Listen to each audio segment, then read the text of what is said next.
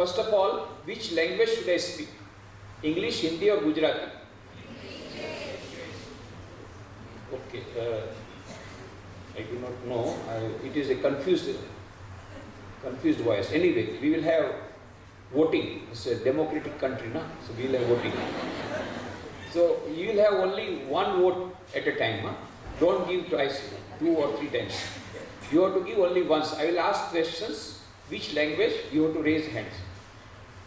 How many of you like English, Hindi, Gujarati? These are the 3 options. So you have to raise hand only once. How many of you like that I should speak in English? Okay. कितने लोग चाहते हैं कि मैं हिंदी में व्याख्यान दूं? धीरे-धीरे रूप से और है। अच्छा, कितना लोगों की इच्छा है कि मैं गुजराती में बोलूं? તમે લોકો 3 વાર વોટ કર્યો છે ભાઈ. 2 વાર હોય તો 3 વાર બધા તમે બધા હાથ ઊંચા કરો. Anyway, now I go the reverse way. How many of you will have difficulty if I speak in Gujarati? Please raise your hand. How many of you will have difficulty, genuine difficulty, if I speak in Gujarati? Okay, there are few. Okay. कितने लोगों को difficulty होगी, कठिनाई होगी मुझे समझने में, मुझको मेरे प्रवचन को सुनने में या समझने में? कितने लोगों को डिफिकल्टी होगी हिंदी में बोलूं? हाथ ऊंचा करो. हाथ ऊंचा करेगा उसको अमेरिका भेजूंगा.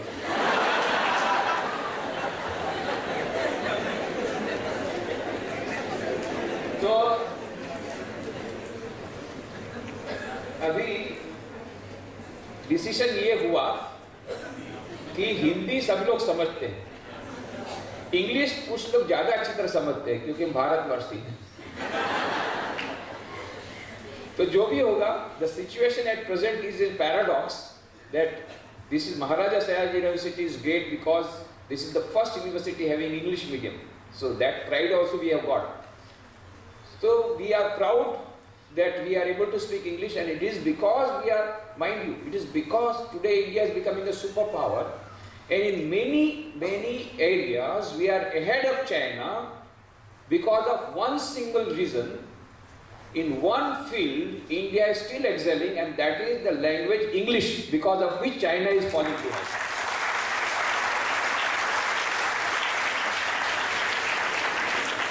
So that is our strength. We have to stick to that strength. At the same time, we should be proud of our Rashtra Bhasha.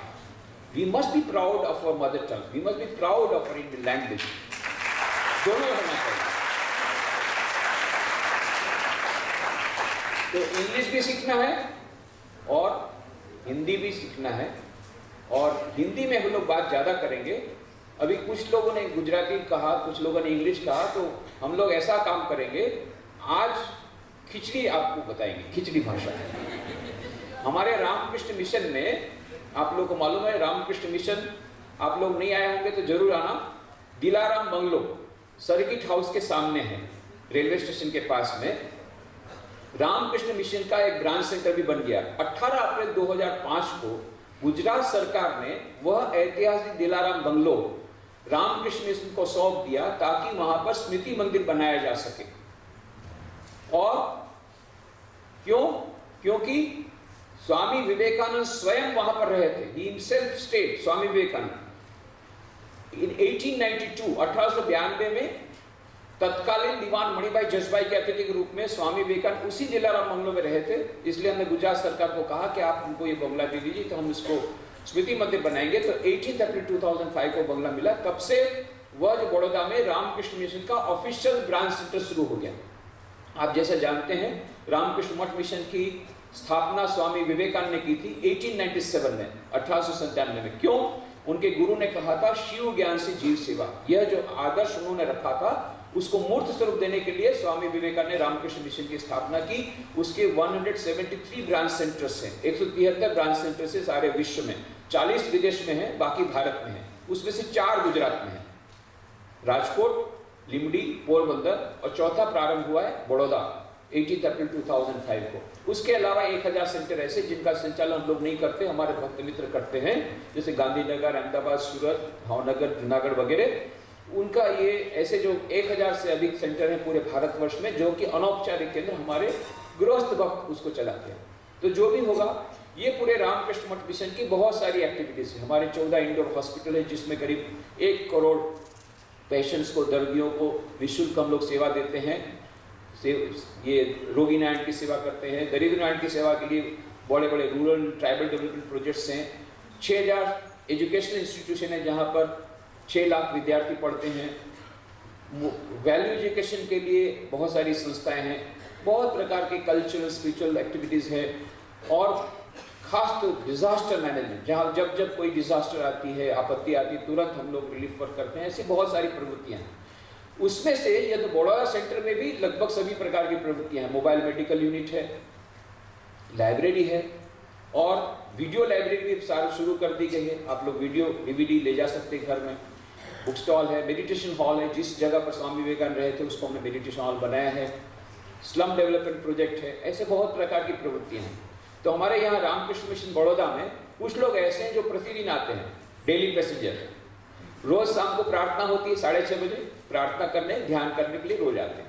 कितने लोग होते हैं जो सप्ताह में एक बार आते हैं? जो सप्ताह में एक बार प्रवचन होता है, सुबह 9:30 से 10:30 गीता पर, और शाम को 7 से 8 श्री रामकृष्ण वचनामृत पर। ये प्रवचन सुनने के लिए सप्ताह में एक बार आते हैं। कुछ लोग आते हैं 15 दिन में एक बार। क्यों? लाइब्रेरी की पुस्तक यदि बदलाएंगे नहीं तो फाइन चलेगा। तो लाइब्रेरी की किताब बदलने के लिए 15 दिन में एक बार आते हैं। और कुछ लोग हैं केवल साल में 5 बार आते हैं। कब? जब खिचड़ी प्रसाद होता है। वो खिचड़ी प्रसाद खाने के लिए आते हैं। सुबह मंगल आरती में नहीं आते। फिर विशेष पूजा 7 बजे होती है, 5:30 बजे मंगल आरती में नहीं, 7 बजे पूजा में नहीं, 10:30 बजे हवन नहीं, 12:30 बजे भोग आरती में नहीं, सीधा 1 बजे आते हैं जब खिचड़ी प्रसाद। तो खिचड़ी खाने के लिए आते हैं। तो आज तुम लोग को खिचड़ी खिलाऊंगा, ठीक है? पर ये खाने की खिचड़ी नहीं, ये लैंग्वेज की खिचड़ी, भाषा की खिचड़ी। Hindi mixed with English and Gujarati. Is that okay? ठीक है, एक खिचड़ी भाषा। तो सबसे पहले तो अभी आप लोग डॉक्टर कलाम को सुनने के लिए आए हैं, मुझे पता है। तो सबसे पहले डॉक्टर कलाम की कुछ बातें बताओ कि हमने डॉक्टर कलाम को क्यों बुलाया।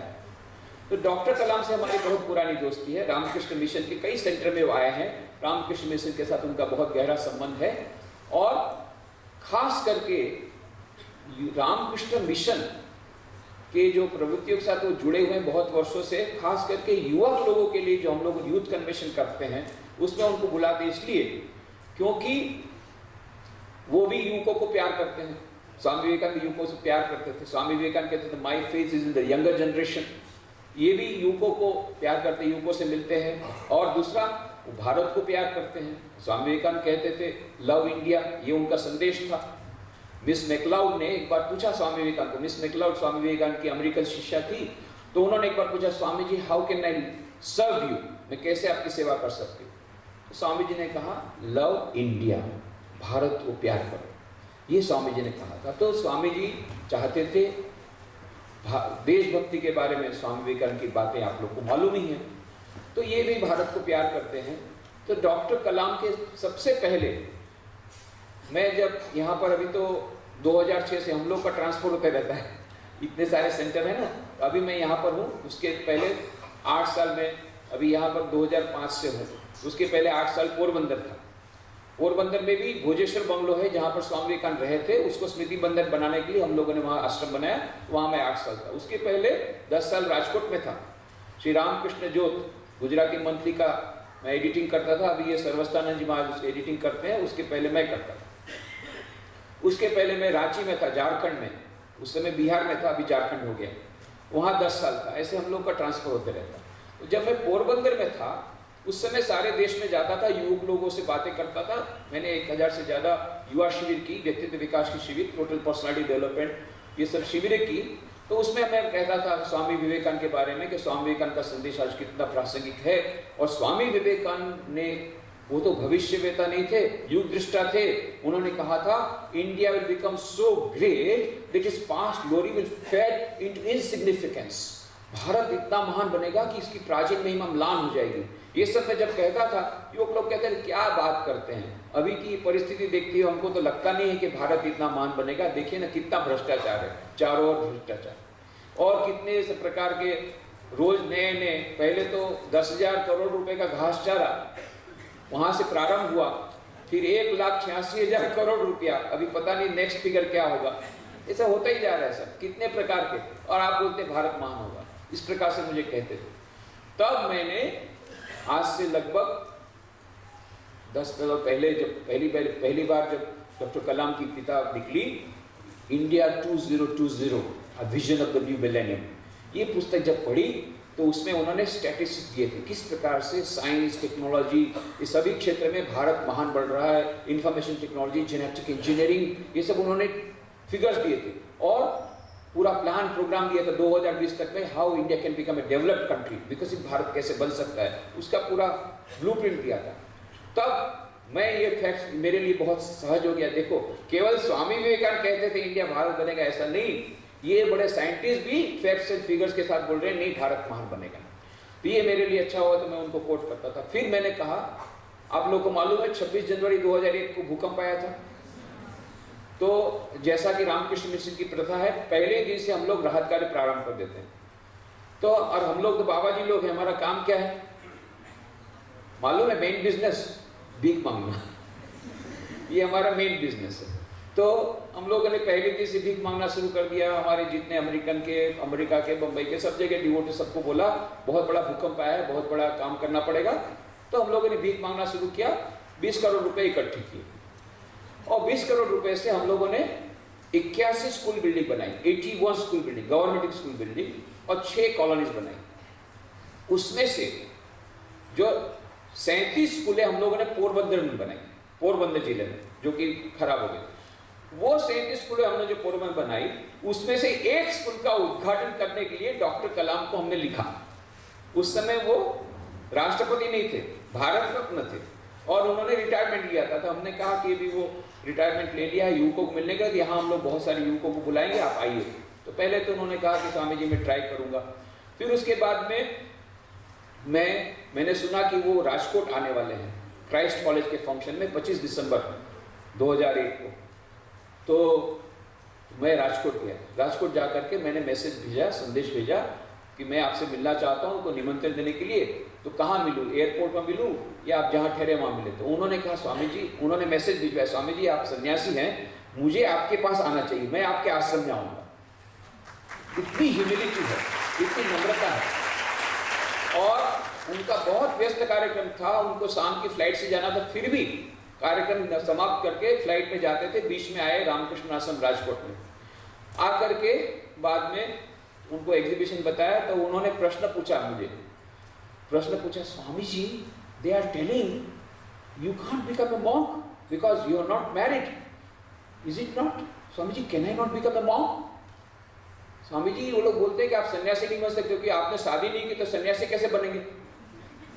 मैं तो चकरा गया, क्योंकि हमारे रामकृष्ण मिशन नियम ऐसा है कि जो अपरिणित है, जो नई शादी किया, वही सन्यासी बन सकता है ना, जो आजीवन ब्रह्मचारी। और ये उल्टा बात बोल रहा है कि भाई बोले आपने शादी नहीं की तो आप सन्यासी कैसे बनेंगे? तब मैं समझ गया गड़बड़ कहाँ हुई है तब, और समय तो कम था, उसको फ्लाइट पकड़नी थी, इसलिए मैंने तुरंत कहा, you see doctor Kalam, there are 2 types of flights. One flight is a hopping flight. Hopping flight is ब्रह्मचर्य आश्रम, गृहस्थ आश्रम, वानप्रस्थ आश्रम and sannyas ashram. If you want to go for a hopping flight, you must go through grihastha ashram, you must get married and then get sannyas. But there is a direct flight also from brahmacharya ashram to sannyas ashram, and we the monks of Ramakrishna order have taken direct flight. So Dr. Kalam ne कहते हैं I will also take Swami direct flight. तो इतने simple है। उसके बाद में हम लोगों ने थोड़ा सा डरते पूछा, अच्छा will you like to go to the temple? तो उन्होंने कहा यस यस यस। गए मंदिर में गए। अब हम लोगों ने मेन गेट से अंदर गए, तो उस समय आरती चल रही थी, संध्या आरती। ये जो संध्या आरती चल रही थी, कौन सी?